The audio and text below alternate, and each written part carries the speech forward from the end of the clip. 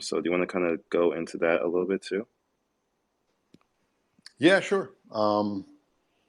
So I'll use an example because it's difficult to paint a picture without kind of like a visualization. But at the end of the day, like we were talking about before, um, projects or users or analysts or artists NFTs, you want to make sure that you're creating a list of target profiles of users that you want to find, attract, and or retain. And to be able to do that within a very granular way that isn't hacky, needing to jump from multiple things, should be something that is available. So you should be able to go to a front end dashboard and say, I only want to look at users on Ethereum and Optimism that have been active for the last 7 days, that have borrowed historically at least 100,000, don't have any liquidations, and at least have 100,000 USDC within their wallet address, and have 5 NFTs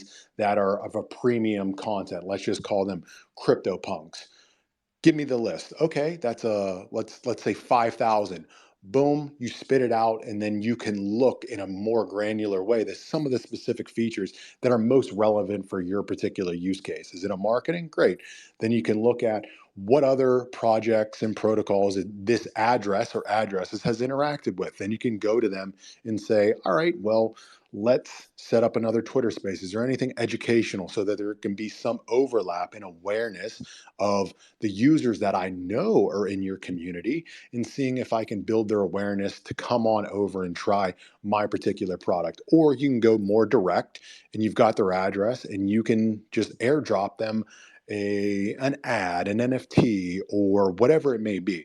There's tons of ways to do it, but there has to be a way to really zero down into what is most relevant for projects in their own respective vertical, whether that's lending, decentralized exchanges, NFTs, gaming. You have to be able to do it, and you have to be able to do it very, very quickly so that they can go by and then test and run and try to attract and all these different things. There's ways to kind of do it now in the current landscape, but it's hacky. Either you've got to be super technical and go in the subgraph, God forbid, or you've got to know SQL and go to Dune and be an aficionado there, or you need to map that over to do bank, and then you've got to take that and go to Nansen and kind of navigate all of those hugely complex dashboards and everything else. So there's a whole bunch of stuff that is really catered towards speculation at the end of the day. Let's just be honest.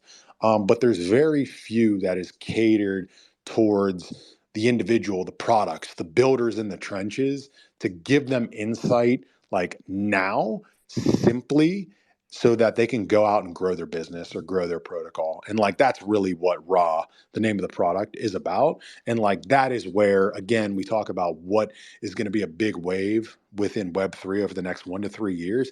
That push is going to be a huge wave within there because it's needed. It's really, really needed, and it's ridiculous. It's hard enough as it is to build in this industry, but to just shoot blindly in the dark to attract users, which is your lifeblood, it's kind of ridiculous. So that's going to be a huge thing from a marketing analytics perspective moving forward.